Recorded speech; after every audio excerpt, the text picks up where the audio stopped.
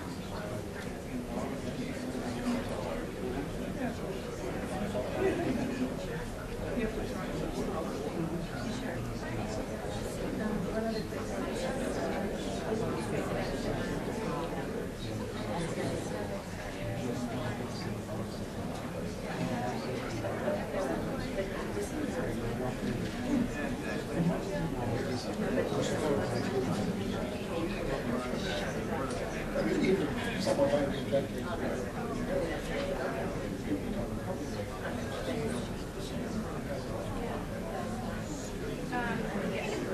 Some people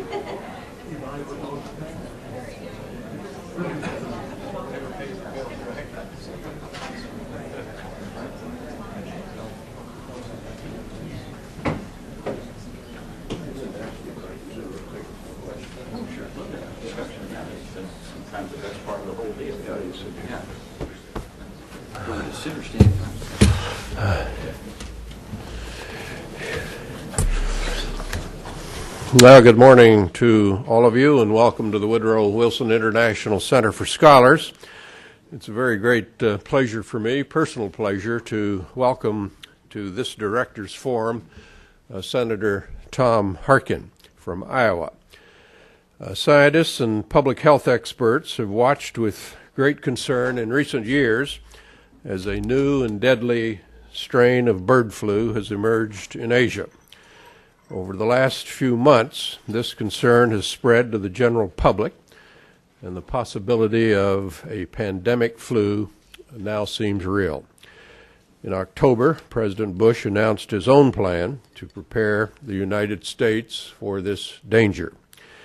At the Wilson Center, we seek to engage people from across many fields, scholars and politicians, policymakers, scientists, and journalists, in a dialogue on the great issues of the day. And to that end, we've hosted a number of discussions on public health and avian flu, and look forward to addressing the topic in future forums. We're very pleased to welcome one of the United States Senate's leading voices on many issues, but today especially we think about public health issues, Tom Harkin. Tom and I first became acquainted when he and I were in Vietnam.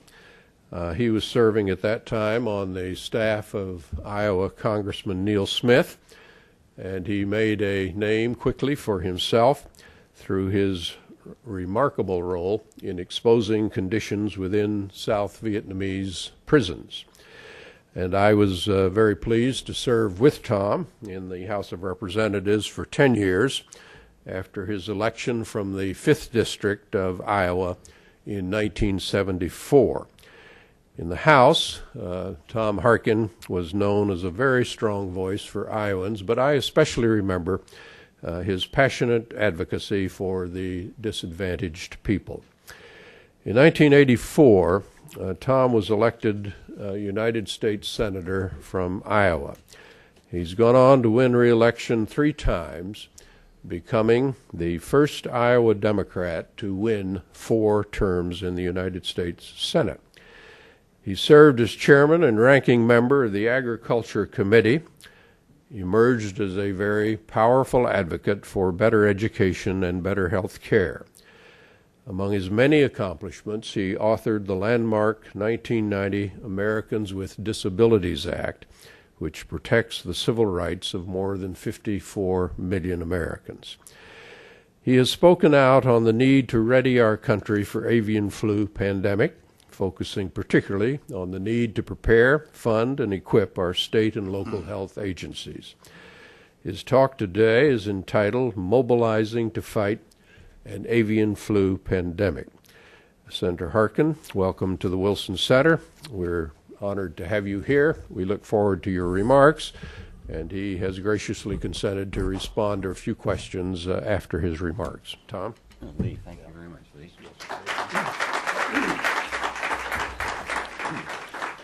Well, Lee, thank you very much for those kind words and an overly generous introduction. As Lee said, we first met I'm going to say 30 years ago. Actually, it's been a little bit over 30 years ago. It would have been about 32 now that you remind me, 32 years ago in Vietnam. And then, of course, I came in that Watergate class of 1974. Congressman Hamilton was already, at that time, one of the senior statesmen in the House of Representatives. It's nice to see him now as the head of the Wilson Center.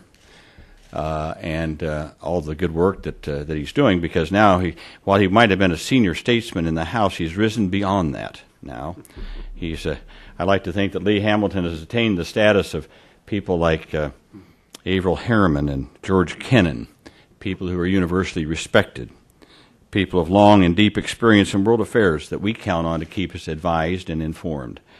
And, of course, the latest example of that statesmanship of Lee Hamilton was he and Governor Keene's stewardship of the 911 Commission and the report that they came out with the other day. And again, I know he worked long and hard on that. It was, again, something which is, again, a wake-up call to all of us, and I will talk a little bit about that because, as I said to Lee earlier, some of what they focus on has to do with this issue of avian flu also in terms of local and state preparedness. So, Lee, thank you very much for having me here this morning and to be with you. Again, it's interesting to note that today our topic is avian flu, and today is December 7th, the anniversary of the Imperial Japanese Navy's attack on Pearl Harbor. Let's be clear, when a flu pandemic hits, and experts say it is indeed a matter of when, not if, it won't be a sneak attack. It will be an attack we've been warned about for years, one which we've been attacked before. We've had pandemics before. They come up about every between 30 and 40 years, just like a sine wave, and we've just chosen to ignore it. The allusion to Pearl Harbor is relevant in another respect, because avian flu is more than just a public health issue. It's a threat to our national security, a threat to our economy of the first order. Business Week magazine, in its November 28th issue, said, quote, "The impact of a flu crisis would be comparable to the Great Depression. Essential services such as water or power would be disrupted, supply chains cut, international travel and trade halted, crucial workers sickened or killed." And by the way, I would add that this is not Chicken Little alarmism. Much the same thing happened during the catastrophic flu epidemic of 1918. And there are those in the health field that will tell you that this new pandemic that we may be facing, this H5N1 or some variant thereof, would actually be worse than 1918. You might think, well, my gosh, we've come a long way since 1918. Yes, but we've lost a lot of our natural immunities over the years. And we don't have the kind of immunities that a lot of people had at that time. But even with that, you know what you can read your history and know what happened in 1918. All of which makes it just unfathomable that we here, and I don't mean to point a finger just at this administration, but when I say the administration, I mean the administration going back for about the last 8 years, 7 years, has refused to get serious about avian flu. For example, Japan came up with its plan to fight avian flu in 1997. Last month, the Chinese announced a plan to vaccinate 14 billion, with a B, birds. But here in the U.S., we are woefully unprepared to vaccinate human beings. We have enough doses of antiviral medication, that's just after you get it, so that you don't die and you don't get too sick. We only have enough antiviral for less than 2% of our population. In 1997, the World Health Organization recommended that each country stockpile at least enough for 25%. France and Britain now have enough stockpile for 25%. We only have 2% in America. So obviously we're playing catch-up ball. Every day we delay is another day we can't purchase vaccine. Every day we delay is another day we're not stockpiling antivirals. Every day we delay is another day that other countries get in line ahead of us in terms of getting antivirals. As a ranking member on the Labor, Health, Human Services Subcommittee of Appropriations, and also as a ranking member of the Health Authorizing Committee on the Senate, I've made it my business to prod and goad the administration to get moving on preparations for an avian flu pandemic. Unfortunately, it's like been trying to move a mule off the railroad tracks. Last April, Senator Specter and I wrote to Secretary Leavitt requesting a plan for avian flu. We never got a reply. Even into late summer, as avian flu crossed the species barrier, and we noted 67 human deaths in Asia, still no U.S. movement. Frankly, I was at wit's end trying to get the administration to act, so in October, as avian flu, the bird species of it, made its way as far as Europe, I attached my own avian flu plan to the DoD, Department of Defense Appropriations bill. I can say that at the time when I offered this, there was a great commotion on the floor of the Senate. People saying this was unnecessary. I can even give you one quote. No one's gotten it yet. It should be on the Labor, Health, Human Services bill, but not defense bill. Well, that is true, but we didn't have a Labor, Health, Human Services bill, and we didn't know if we were going to get one. So that's why I put it on DOD. But as I said, we prevailed, and it was put on the bill. Still no response from the administration. So then a month later, in early November, when we did bring our Labor, Health, Human Services Appropriations bill up, I sent a modified avian flu plan, modified, and we had more information by that time, funded at $8 billion, and I put that on the Labor, Health, Human Services Appropriations bill. And again, it passed overwhelmingly on the Senate side, passed overwhelmingly. Well, and right after that, then the president went to NIH to announce an avian flu plan. I watched it and listened to it very carefully. I assumed that thanks to the $8 billion that we put in the Labor, Health, Human Services Appropriations bill, that we'd be able to get moving immediately. But there was yet another snag.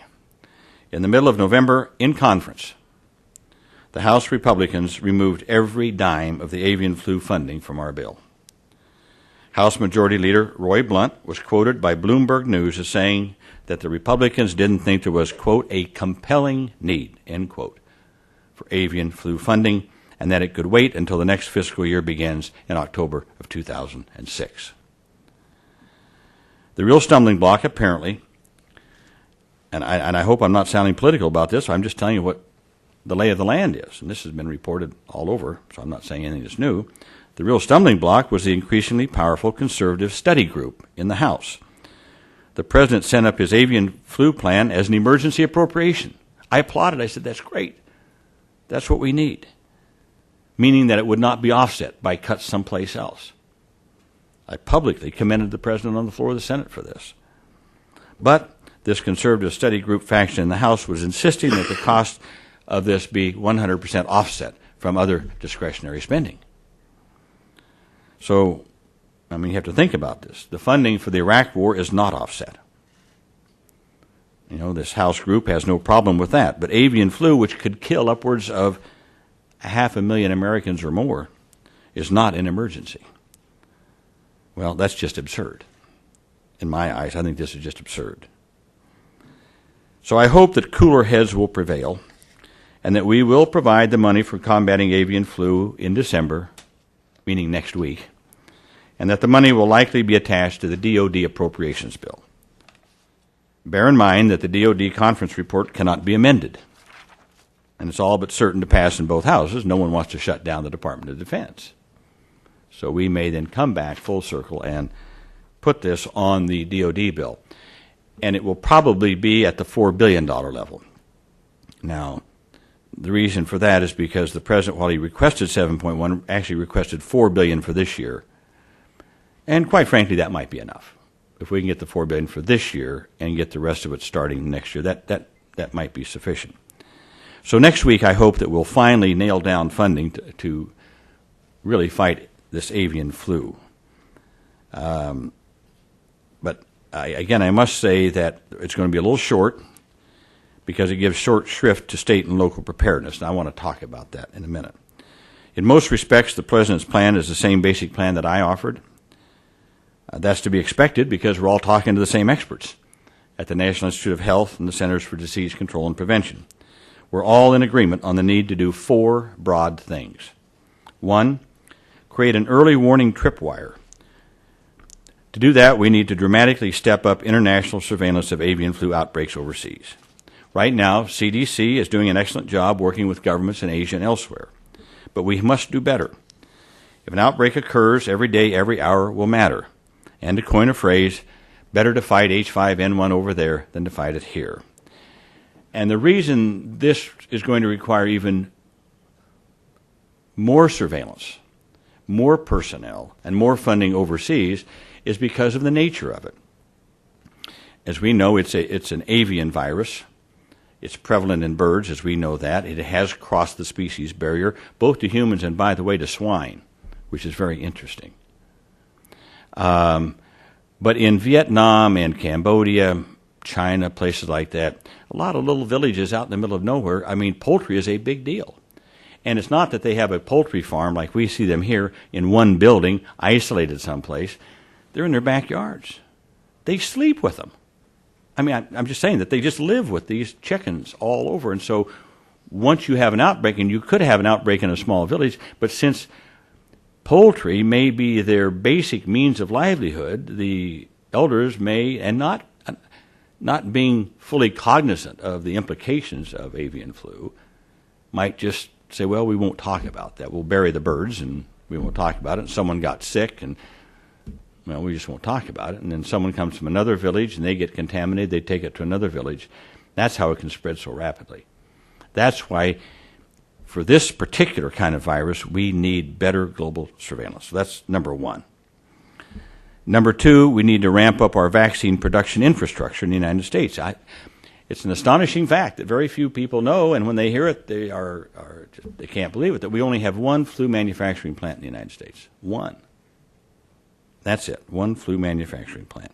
Now, there are reasons for that, and maybe I can get into that in the questions and answers.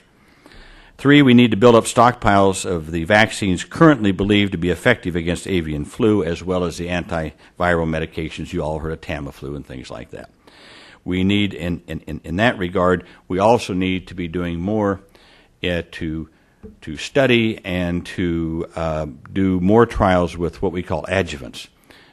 Think of as adjuvant as a turbocharger. Rather than taking, say, 5 or 6 shots, you only need 2, so it could cause these to go a lot longer. We could use a smaller stockpile to get more people. And again, if you want to talk about that, we can talk about the adjuvants.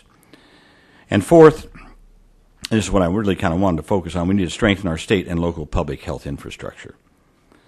Right now, state and local agencies and local hospitals are simply not capable of dealing with an avian flu pandemic. Even if we had an adequate stock of vaccine, it would be wasted if we lacked the public health infrastructure to deliver it. So while I give the administration full credit for embracing all the essential pieces of a credible plan to fight avian flu, I still have some major concerns, and this is one. The weakest link in the administration's plan is state and local preparedness. Right now, hospital emergency rooms across the country would be utterly overwhelmed. They would collapse in the face of a full-fledged pandemic or major act of bioterrorism. God help us if they both occurred at the same time. Now, the parallel with Hurricane Katrina is depressingly appropriate. New Orleans, despite decades of dire warnings, confronted a Category 5 hurricane with levees built to withstand at best a Category 3 storm. Well, if I could use that as an analogy, we're now confronting the very real prospect of a Category 5 pandemic. But we have a public health infrastructure with local hospitals on the front line that basically have trouble coping with a busy Saturday night. So we need to hire more public health professionals, epidemiologists, physicians, lab technicians, and others. At the same time, we need to dramatically increase the surge capacity of hospitals all across the country. As Dr. Rick Bloom, the president of the American College of Emergency Room Physicians, recently said, quote, "We've pumped billions of dollars into preparedness since 9/11, but virtually none of that has gone to the one place where we know 80% of the patients go first, the emergency room." And we need to be thinking about how we handle the surge capacity, but we also need to be thinking, again, if we're going to develop the vaccines, and we have them, how we get the vaccines out to people. We have to be kind of thinking outside the box. We can't just be thinking of having people go to the doctor's office and stuff. If you want 200+ million people vaccinated, we have to think about using Walmart and Costco and your Safeway grocery store and schools, places like that, sports centers, a whole host of different ways in order to get people vaccinated. Now, one example of the lack of things that we have, most victims of avian flu would need ventilators to help them breathe. Right now, there are only 105,000 ventilators in the entire United States, 3/4 of them already in use on any typical day. But instead of channeling new resources into state and local preparedness, the administration actually would take us backward. The president's budget for this fiscal year actually proposed to cut $120 million from state public health agencies, a cut of $120 million. Now they're saying they want to put $100 back, so that's only a $20 million cut, I guess. But more distressingly, they want each state to build and largely pay for its own stockpile of antiviral drugs. Now, again, I don't know all the states, but I do know for Iowa, that would be about $1 million in new funding spread across the state to pay for an antiviral stockpile, beef up emergency rooms with equipment and personnel, do all the other things to get ready for a pandemic. There's no way you can do that on $1 million. I know that in the state of Iowa. And that's true across the country. So it's just dangerously inadequate.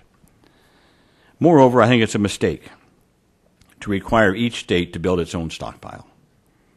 Some states can't afford it. I said that the other day. What about Louisiana or Mississippi? They can't afford it. What happens when states own their own stockpiles? Well, let's say that Minnesota, we always pick on Minnesota.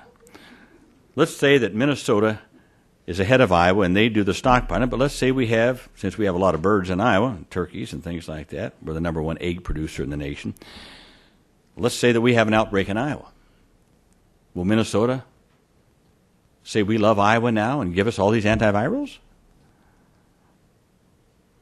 So again, you just can't have each state doing that. Instead of 50 states hoarding its own stockpiles, we need a national stockpile with a national quick response plan to deliver the drugs wherever an outbreak occurs, and to set up a regime so that, obviously, you want your healthcare workers and your first responders to have access to that first. They're the ones going to have to take care of people.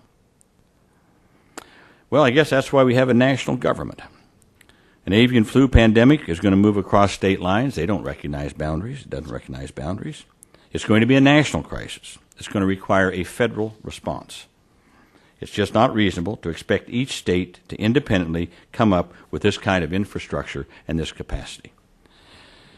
So we have our work cut out for us. We face tremendous technical and logistical challenges.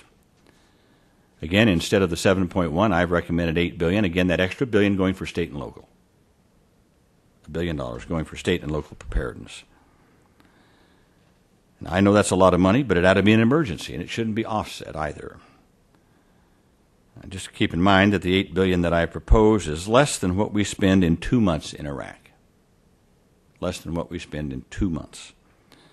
And with avian flu, we're confronting an enemy that could kill a lot of Americans. Now, Secretary Leavitt on Monday had a conference and urged health officials in all 50 states to convene planning summits. Well, that's fine.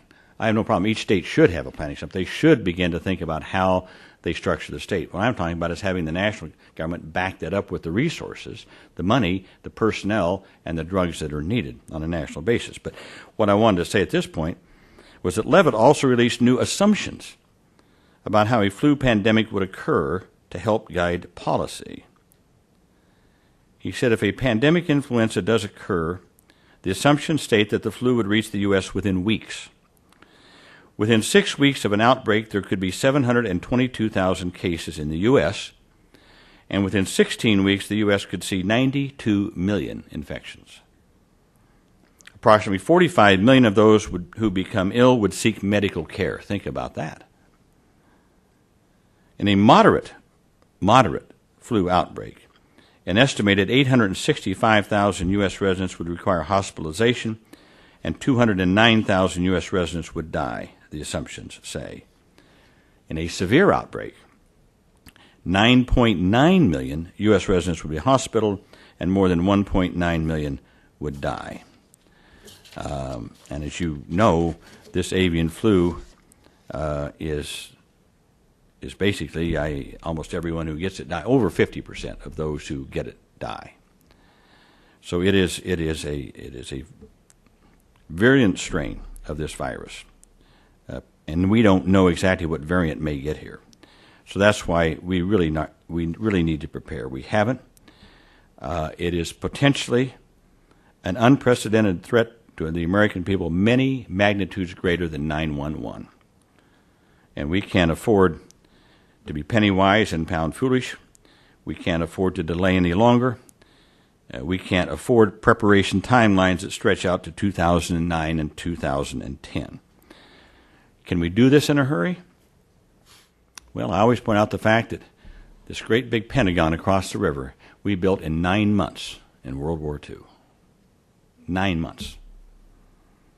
Well, to beat an avian flu pandemic, we need the same sense of crisis and can-do commitment, and we have to get moving now, not later. So thank you for hearing me out, and I would be delighted to respond to questions, comments, or mild criticism. Okay, Tom, thank you very much. We'll begin with questions. Are there questions for Senator Bob? Then we'll go over here. Well, maybe I'll sit down. Yeah, just sit down. That'd be fine. And the next one will be there. Thanks, Senator, for being at the Wilson Center today and for your remarks. I want to take up where you left us with the Pentagon example. We built that Pentagon because there was a sense that we were in the middle of a national crisis. There was an urgency. Right. The President has spoken about this avian flu threat. Other senior officials have. You and other members of Congress have.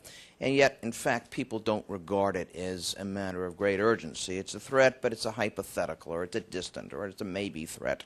I wonder if you can share your thoughts with us on how we convince the American people and their representatives in government, both the executive and the legislative branches. How do you convince people that this is of such a priority that it should trump all the other demands on tax dollars, on our energies, and our attention? How do you scare people? Is that what you have to do? Well, Bob, I hope there's a fine line between scariness, alarmist attitude, and a determination to be prepared. There's a fine line. You don't want to unduly alarm people, but you do want to provoke a sense of urgency. You don't want to have people so alarmed that they won't eat fried chicken, for example, or something like that. You know, you don't want to go to that extent. But we do have to paint, I think, in unmistakable terms and pictures for the American people about what happened in 1918 and how that affected everything, and the business community needs to start taking leadership. I mean, this could just grind everything to a halt in this country. I mean, what's going to happen? Will people go to work? How long will they stay home?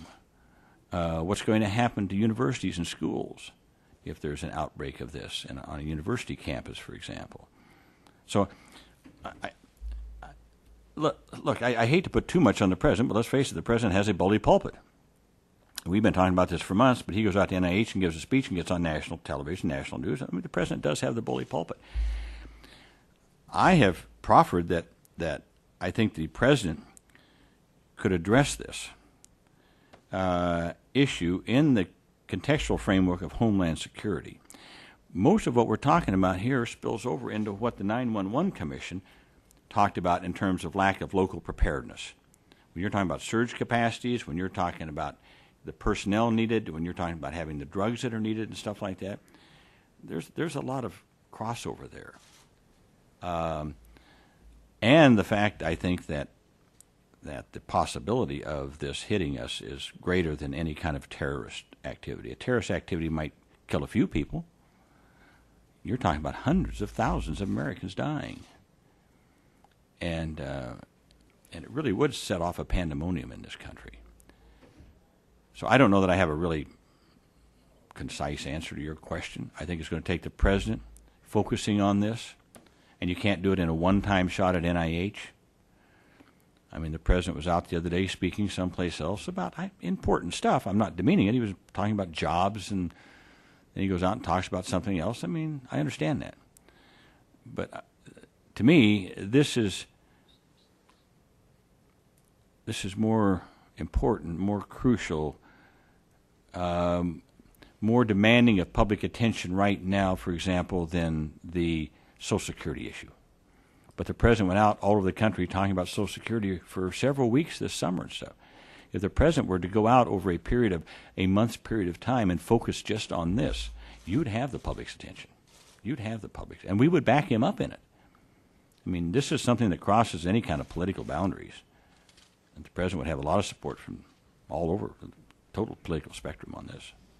Another question here, and then Senator Harkin, I'm Joseph Dudley with the AI Corporation.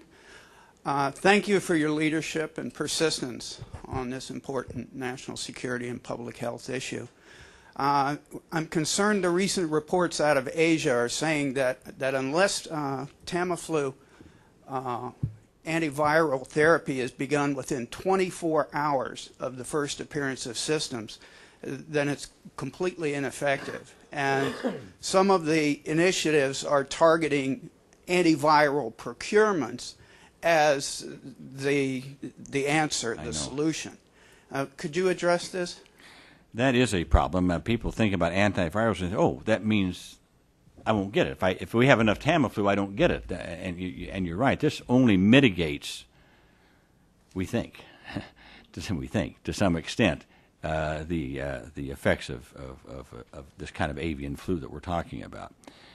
But it's the only thing we have right now. Well, we have Tamiflu. We have another one.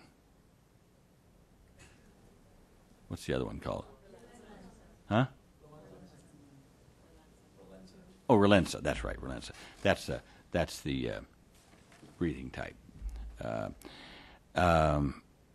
it's the only thing we have, and we know that they can make it rapidly, and we ought to be stockpiling it. It's the only thing we got right now. But people shouldn't be led astray to think that this is some answer.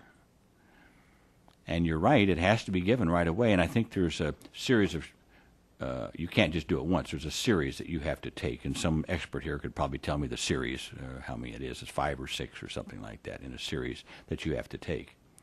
And you do have to start it right away. From the time the first symptoms occur, you have to take it right away, if in fact it's going to have an effect at all. The real answer is we've got to get moving on vaccines. As you know, we do have a vaccine in trial right now. NIH went over to South Asia early this year. They got a strain of the virus. They came back. They isolated it. They have developed a vaccine for it. It's in trials, and the last time I talked to Dr. Fauci, it looks like the trials have been very good. So now we have that. Now that's against H5N1. So, and here's the real problem. We could develop a lot of vaccine for H5N1, but what if the strain that hits us is something else? What if it's H5N4 or N3 or something else, some variant? Well, the experts tell me that H5N1 still might be pretty effective against those. We don't really know, but again, it's better than anything we've got.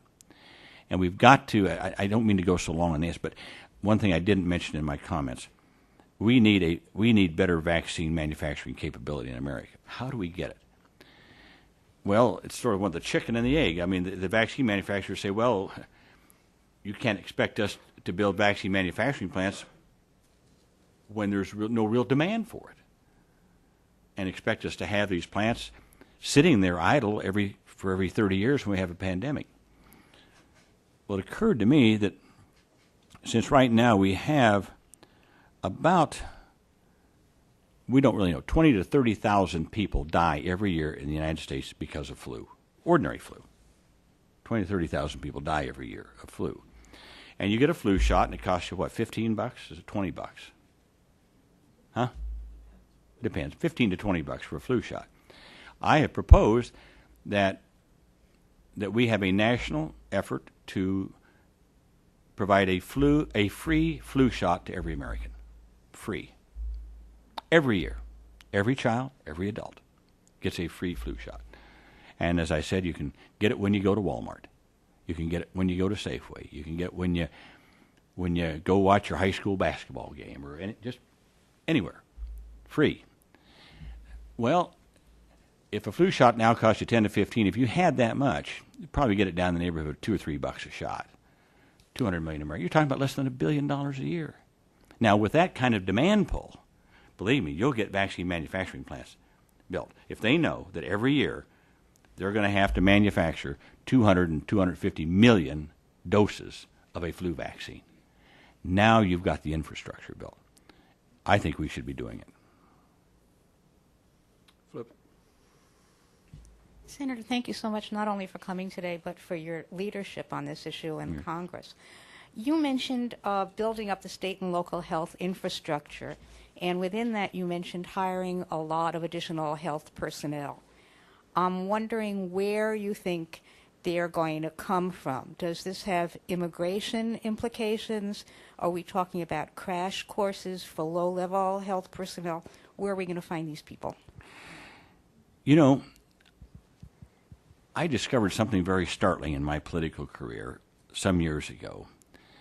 I began reaching out to nurses, and I started a nurse advisory committee a long time ago. And so I found out how many nurses there were in Iowa. Well, you know, you go to the hospitals, you have nurses, right? RNs. Found out we had something in the neighborhood of about 12,000 nurses in the state of Iowa. I was wrong. We found out there were over 30,000. But what had happened, they had become an RN. They did that for a while. Maybe they got married. They raised families. They went on to do other things. But they're out there. And it is a resource that we have never tapped into. Not just in one state.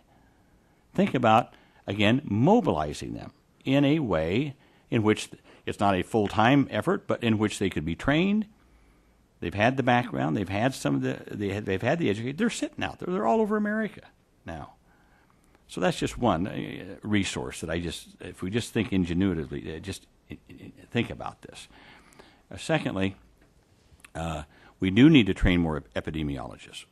We're very low in that, and we need to, again, put that effort into the colleges and others to provide the scholarships that are needed for that. Third, the emergency personnel that we have around now. Again, every small town has some form of an emergency response team. They're trained to do certain things for ER. They know how to do electric shocks for cardiac arrest and things like that, and they know how to do IVs, and they can do certain things. Well, they can be further trained in this area too. And with a small amount of money, and a lot of these are volunteers. All they need is the infrastructure that will allow them to do that kind of work. So I think now, if I'm talking about mostly in the preventative end of it. In the other end of it, if people do have a surge capacity, and you're going to be putting people in high school auditoriums and gymnasiums and things like that, which this might come to, by the way. And that's another thing. We've got to start preparing for this, to design these facilities, to have a facility and then to have a plan in place for how you would use that facility in a surge capacity situation. And then who's going to help in that regard? Now, that's more of a sticky problem. I don't have an answer for that. That's going to require a lot of personnel to be helpful in that. And if any of you have suggestions, I'm open. Other questions here? Yes, right here. Good morning, Mary Dunnigan with the Government Accountability Office. Question for you. This is currently an epidemic in birds, and yet today you have not mentioned anything about the agricultural community. I was wondering if you would comment perhaps on the using birds for an early warning system, being able to connect the agricultural community on a global basis for surveillance and diagnostics, and on that note? Well, I think that's what we are watching. We're watching the spread of the avian flu in birds, as you know, to Europe. We've not had it here, but it's only a matter of time. These migratory birds, I remember when I first started tracing this with CDC, it was confined to a small area of Southeast Asia, Vietnam, Cambodia, a little bit in Malaysia. And literally, within a year, we've had it in Siberia. Now we got it in Ukraine, Bulgaria, I think, maybe, Romania, maybe. These birds fly long distances, and we have it in Indonesia.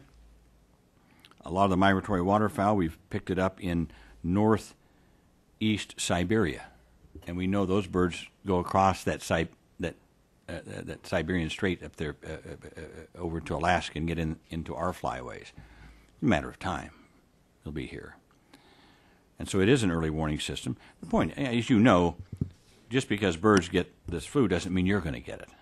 You know, it's still, and that's why the Chinese are going to vaccinate all these birds, and that's why you kill them all once they get it. It's 100%, by the way, you know it's 100% mortality in birds. Once a bird gets it, they die. They cannot live. So it's 100%.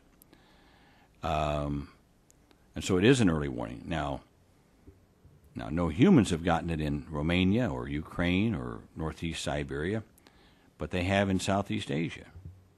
It has crossed the species barrier. And that's why we have to watch it. And maybe it may come to the point where we have to vaccinate all the birds in this country. Chickens, poultry, turkeys, things like that. But even if you do that, you can't vaccinate every duck and goose that's flying from Canada down to the United States. Okay, all right, in the back there. Thank you. Steve Osofsky from the Wildlife Conservation Society's Field Veterinary Program. I have a two-part question. First, we definitely agree with your statement that we are better off trying to fight this overseas before it gets to our borders. Can you comment on the percentage of funding in the various plans that's dedicated to overseas interventions versus domestic interventions and that ratio? And secondly, following up on the migratory birds issue, I think we've seen the high mortality rates in poultry, but there are a lot of unknowns in terms of wild birds, and one of the key issues is what species might be carrying it that don't suffer mortality. Mm-hmm. And I was wondering if you could comment on the value of specifically international surveillance of wild birds as opposed to the also important surveillance of poultry. Thank you. Well, yeah, on the second part of your question, yes, that's a good point. I mean, we do need an early warning, some type of a system there to track the wild birds who carry it but don't seem to die of it. Well, they may die later, but they don't die right away. Whereas poultry and domestic type of fowl that get it pretty much die right away. So for some reason, these wild birds seem to have it, and then they'll transmit it, and then they may die later on. So we do need some kind of an international consortium to look at that. I don't know if there is such a thing. I'm sorry, my knowledge there is a little deficient. If you have any information on that, I'm always looking for more information on that. The first part of your question, though, was, how much are we setting aside? We're working right now. I mentioned that we may put this on the DOD bill next week. We're working now to have a carve-out, we call it a carve-out on appropriations, for local and state preparedness and also for international surveillance. There isn't right now in the President's plan sort of a carve-out. I can't tell you what the figures will be. I'm working with CDC right now to try to get a handle on that. But I can assure you that next week, if we do proceed to put this in DOD, that we will attempt to put in carve-outs for local and state preparedness and for international global surveillance. In other words, it would be the kind of thing of this amount of money, of this $4 billion for next year, no less than X amount will be used for global surveillance, no less than X amount will be used for local and state preparedness. We'll conclude 11 o'clock. Probably two more questions right here and over there, the two. Okay.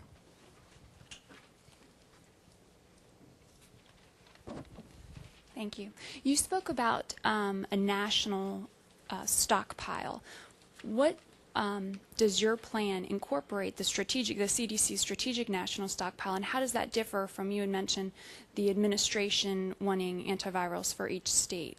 Currently, the CDC runs the strategic national stockpile, which is groups of caches of medical equipment and and medications that can be distributed for each state and each state's public health department. Smallpox, for example. We have a national stockpile. Right. Anthrax is usually one of the the most used examples because smallpox is a bit different. It's a different cache that goes. But I mean, was your point that we have stockpile? We know how to stockpile. Right. We know how to stockpile. Our states are already prepared to distribute the stockpile. They're exercising to distribute the strategic national stockpile. So shouldn't we be incorporating that same approach with avian influenza? Absolutely. And how is that different from, you had mentioned that the leadership or the administration was looking at having stockpiles for each state? Doesn't that contradict the strategic national stockpile and what it stood for? I do believe it does. So we need to get on that. Yeah, I do believe it does, yes. My second point was, we talk about first responders when we talk about emergency response and emergency preparedness. When we look at avian flu, our first responders, our folks on the first line, are our poultry workers. And especially in the Delaware, Maryland, Virginia area, we have quite a few poultry workers. What is going to be our outreach campaign to get them prepared, to get them medication and drugs first? Yeah. Thank you. I mean, obviously those are the first ones that should be vaccinated with the vaccine that we have. And again, I don't want to put it in these terms, but perhaps they could also be the early warning system also. In other words, we don't know if the vaccine that we're developing now, which I mentioned that NIH has in trials right now, will work, but the trials that we have indicate that it will, at least against H5N1. And so a poultry worker vaccinated, I mean, this might give us some indication as to whether or not it would be effective for the general populace. I don't want to make it seem like I'm thinking they're guinea pigs or something like that, but it's all we've got, and you're right, they should be in the front line of those that would be vaccinated. Final question here. Mm-hmm. Thank you. Senator, you referred a couple of times in your remarks to the 1918 pandemic, which certainly has been you speak up a little bit. Yes, it's certainly been a very serious and scary image for many people. But I wondered if you might comment on more recent history, and specifically the national preparation for swine flu in 1976, and whether there are any public policy lessons that could be derived from that incident. Well, I think both from the swine flu and also from the SARS outbreak. I mean, we kept SARS from coming to America. It got to Toronto, and that's about as close as it got, and that was thanks to CDC and the way they operated. And like I said, they know how to do it. But this is different. This is of a magnitude different, and they're going to need more resources and more personnel, again, because of the nature of avian flu and the way it develops. So, yeah, I think both of those, both the swine flu and how we handled that, and how we did with SARS a few years after. SARS was, what, 1997, 8, 9, somewhere in there. I think we have, again, profiles to follow here. And but the problem is, of course, SARS was not as deadly, and neither was swine flu. I mean, this avian flu is and as you know now from some of the DNA that they acquired of the 1918, because of the was it the body that was frozen in Alaska or something like that, they got the DNA. They found it was an avian flu, by the way. They did not know that until just recently, but it was a bird flu. So I think, yes, you made a good point. We have things, we know how those operated, and we should use those as sort of a platform or a guide on what we ought to be doing. I think the other thing is, most people, when I talk about flu, and I talk about this a lot as I go around Iowa and different places, people think of flu. They think flu. Yeah. You get the flu, you get a little chills, you get a little fever, and you go home and you go to bed and you get better. This is not that kind of flu. Read that book about the great epidemic of 19. This is something that attacks your blood vessels in your lungs and in your mucous membranes and in your I mean, it is an awful thing. And the way these people die of avian flu is a grotesque, awful death. This is not they just get sick and quit breathing and die. This is a horrible way to die. And people, again, you don't want to talk about it, you don't want people to be alarmed unduly. But people have got to get over this idea that somehow it's just like another flu. This is a deadly, deadly virus. Tom, how does one get it? You get it from a bird, but what does that mean? You have to handle the bird, or and then once a person has it, they can transfer it to another person, I guess. That's true. All of the cases that we have so far of people getting are people that were in very close proximity to a bird. They were handling birds. In one case, we had a child who had a pet bird, and the pet bird was ill, so he slept with it. And the kid got it. Of course, he died. So all of the cases, every single case has been someone has been intimately involved with a poultry, with a chicken. Now we have one documented case of it going from a person to a person. One documented case, and that was, again, a child who had it. And interestingly enough, the child got it, and then he or she, I can't remember the sex of the child, was then visited by a mother and her sister, an aunt. The child and the mother got it and then died. Both the child and the mother got it, but the aunt didn't. Very strange. Yeah. But the mother was there cuddling the child and very close and got it. And that's the only human to human that we know about. Now, we do know of, again, of one case of swine getting it, which is kind of disturbing. Now, so people will tell you that we're okay until it crosses the barrier from birds to humans. That's already happened. But it has not gone now from human to human. Mm-hmm. See, that's when the alarm bells go off. When we find a case where a human has gotten it, and then another human has gotten it, and then another human has gotten it, then that's when the alarm bells start going off. Okay, let's express our appreciation to Senator Harkin as we conclude. Thank you very much.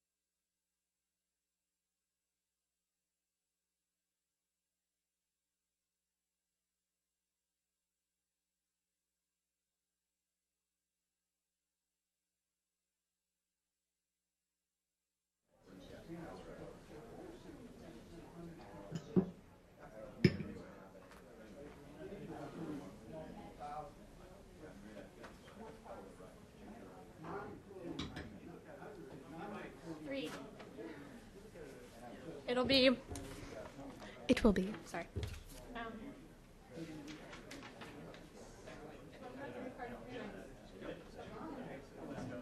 Now, what about the afternoon? After the lunch? After the luncheon, as far as I know, we're still here.